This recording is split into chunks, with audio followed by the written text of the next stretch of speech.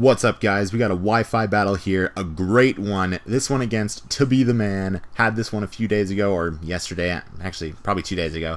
And holy shit, this is only my second recorded X and Y battle, and we already have a great one, ladies and gentlemen. So he leads with Rotom Wash, and I lead with Sylveon, and I'm like, alright, so he has a bunch of physical dudes on his team. I need to get up a Reflect, or I'm going to get run over by that Mega Lucario I know he has. So I set up a Reflect, and I get burned, and I'm like, whatever, burn Sylveon, whatever. So I figure the Volt Switch is coming, because what the fuck can Rotom do to Sylveon? And he goes out to Scizor, and I'm like, whatever, I'm going to get up a Wish. Now, I could have stayed in here, because I do have a Reflect, but what honestly would that accomplish? I mean, the U-turn was obvious, the U-turn would hurt, and all I would get is a moderately helved Sylveon, and he would probably bring in Lucario or some shit, and I wouldn't be able to do anything to that, and it would set up on me and kill me. So I go out to Gyarados, and he uses U-turn, and that crits, and god damn it, that's not the first time this Gyarados gets critted. So he goes out to Rotom, great switch. I cannot do anything to Rotom with this Gira, so I switch, I have to fuck off, go back to Cherry Sundae, and take another Volt Switch, and this time, that switch was, piss obvious, and he goes out to a great counter to Sylveon, which is Gengar, and based on a previous match we had where this Gengar swept my shit, he knows that this Gengar can kill Sylveon at this point, so he will do just that, and I have nothing to switch in, so bye-bye Sylveon, you did a good job, kind of, sort of, I guess.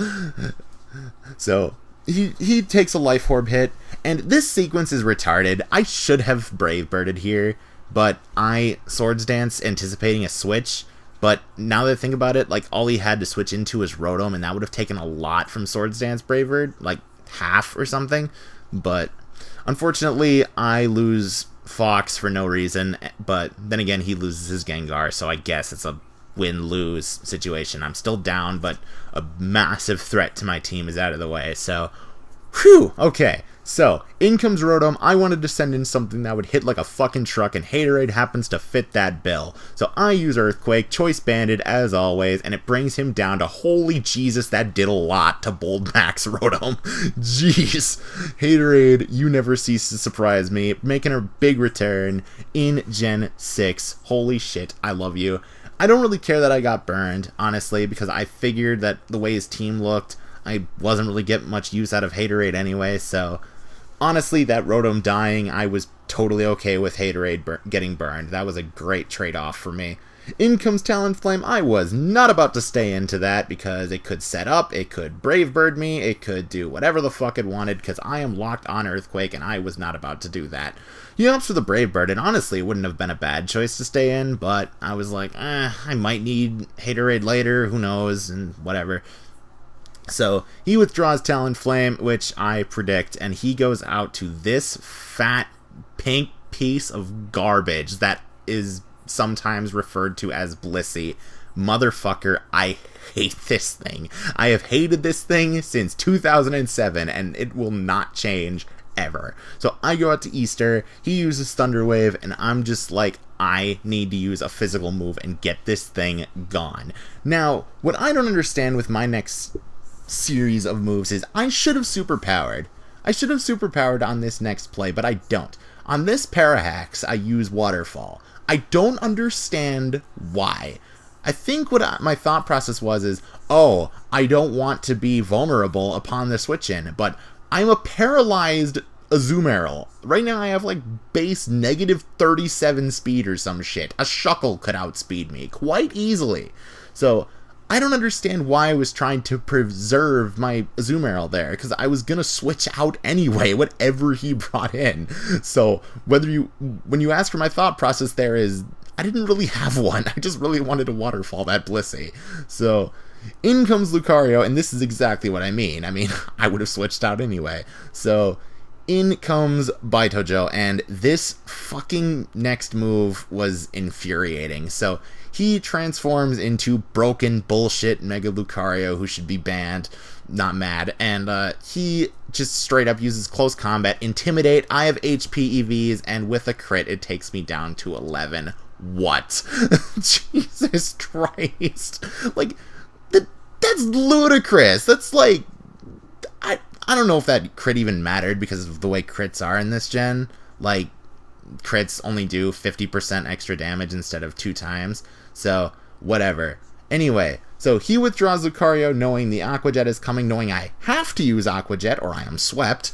And he goes out to Scizor, and I'm just like, alright, I'm going to go out to Rotom Wash because this thing walls Scizor 4 days.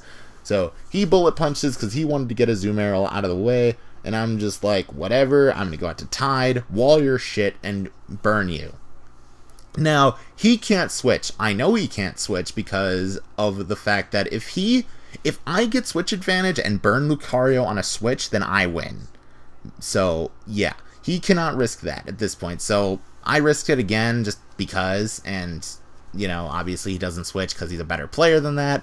He bullet punches me again, and this is not stalling. This is me whittling away burn because I know Scizor is kind of bulky, and I wanted to make sure that this next Thunderbolt would kill him in one shot because I needed this Rotom at as max health as I possibly could.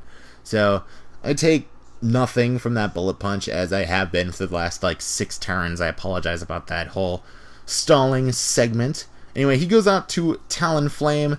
This thing uses Flare Blitz for some reason. I mean, well, I guess it doesn't really matter. Same base power as Brave Bird and whatever. I just would have used Brave Bird just to make sure I would have gone first. Not that Talonflame outspeeding Rotom Wash is any sort of difficulty, but whatever. So he did that to try and get as much damage on me as I could, and now we get down to the fucking wire.